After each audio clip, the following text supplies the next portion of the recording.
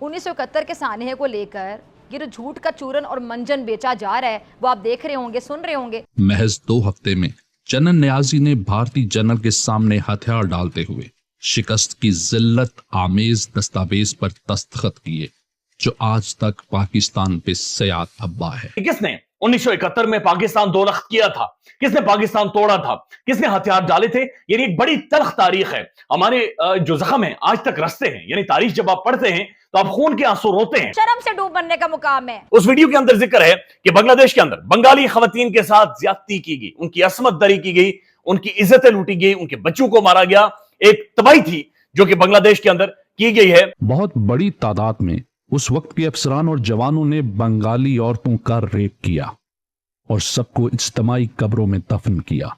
यह सिलसिला ऑपरेशन के आगाज से जंग के इख्तिताम तक जारी रहा। ये कालक शीशे के ऊपर नहीं है, ये कालक हम सब के चेहरों के ऊपर है। हम सब, मुझ समेत हम सब, पाकिस्तान के तमाम तर इदारे, तमाम तर शख्सियात, पाकिस्तान की तारीख, पाकिस्तान के politicians, bureaucrats, everybody is responsible. ये मुल्क के लिए खतरे की घंटी नहीं घंटियां बजा रही है। दुनिया चांद से होकर सूरज पर पहुंची हुई है। दुनिया कायनात के राजों को खोल रही है और हम बदनसीब हैं कि हमारे दायरों का सफर खत्म ही नहीं हो रहा। अच्छा, 1971 का सानहे की जो वजह है वो क्या थी? इसके पीछे कौन सी साजिशें कार फरमा थी?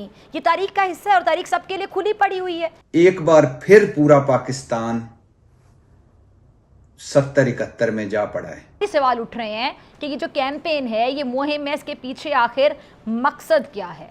और अफसोस इस बात पर भी हो रहा है कि सब कुछ जानते हुए भी जो हमारे लोग हैं वो झूठे इंतशारी प्रोपेगेंडे का शिकार हुए चले जा रहे हैं। उसके अंदर नो डाउट इंडिया का भी एक रोल था, इंडिया का किरदार था, लेकिन हमने मिलकर मौका प्रोवाइड किया था। नमस्कार, जय हिंद दोस्तों पाकिस्तान में एक बार फिर 1971 को लेकर चर्चाएं हो रही है। पाकिस्तान में सोशल मीडिया पर ट्रेंड हो रहा है कि गद्दार कौन है। दोस्तों 1971 वही साल है जब पाकिस्तान के 93,000 फौजियों ने भारतीय फौज के आगे घुटने टेक सरेंडर किया था।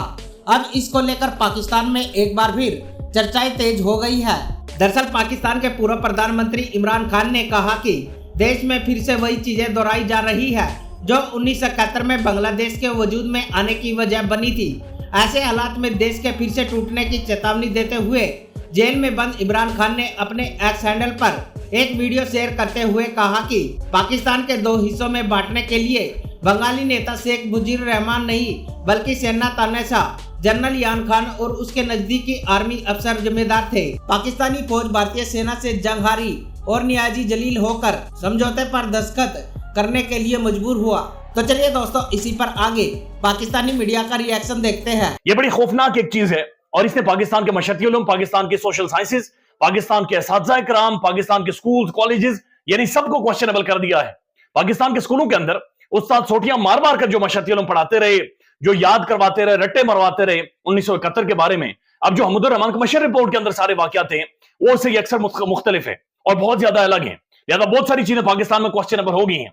अब जो ट्रेंड चल रहा है टॉप का वो है हमदुर रहमान कमीशन रिपोर्ट, और दूसरा ट्रेंड चल रहा है कि गद्दार कौन था, यानी इस मुल्क के साथ गद्दारी किसने की थी। अहाता करें, तारीख का अहाता करें और तारीख बताए कि किसने 1971 में पाकिस्तान दो लख्त किया था, किसने पाकिस्तान तोड़ा था, किसने हथियार डाले थे। यानी एक बड़ी तल्ख तारीख है। हमारे जो जख्म है आज तक रस्ते हैं, यानी तारीख जब आप पढ़ते हैं तो आप खून के आंसू रोते हैं, यानी बड़ा गुस्सा चढ़ता है, बड़ी परेशानी होती है, मायूसी होती है।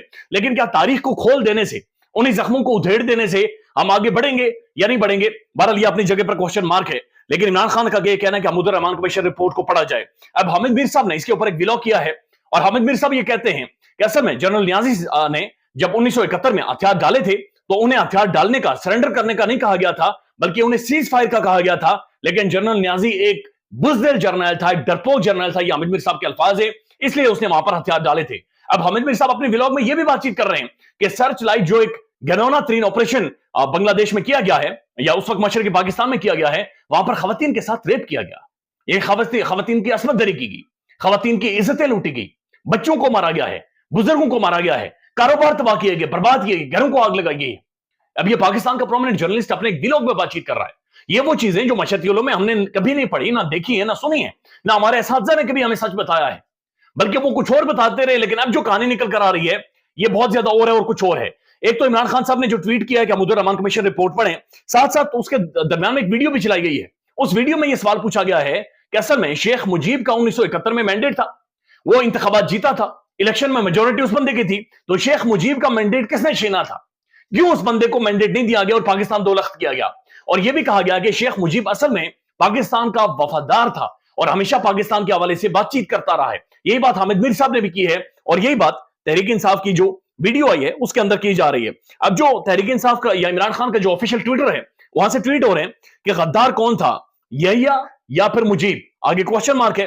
नीचे लिखा गया है कि जनरल न्याजी की पान स्मगलिंग, रेप कोठे चलाने वाली खवातीन से जिनसी ताल्लुकात और उन्हीं को बतौर टाउट इस्तेमाल करने से लेकर बतौर मार्शल लॉ एडमिनिस्ट्रेटर के तौर पर केसेस में रिश्वत लेकर काम करवाने और मुख्तलिफ जर्नैलों और सीनियर ऑफिसरान के लिए करोड़ों रुपए मशरकी पाकिस्तान के बैंकों से लूट कर मगरबी बैंकों में लाने का जिक्र किया गया है। ये हमारी बदकिस्मती कह लें कि हमने भी तब्दीली के नाम पर धोखा खाया है और बार बार धोखा खाया है। लेकिन तब्दीली क्या आनी थी, बल्कि हर शोबे में हमने देखा कि तनज़ुली की एक ऐसी बुनियाद रख दी गई जिसका खुमियाजा हम आज तक भुगत रहे हैं। ये अकल के अंधे ये भी नहीं जानते कि ये मुल्क है तो हम हैं, ये मुल्क है तो आप लोग हैं, तो हैं हम सब। पाकिस्तान है तो सब कुछ है, पाकिस्तान सबसे पहले है।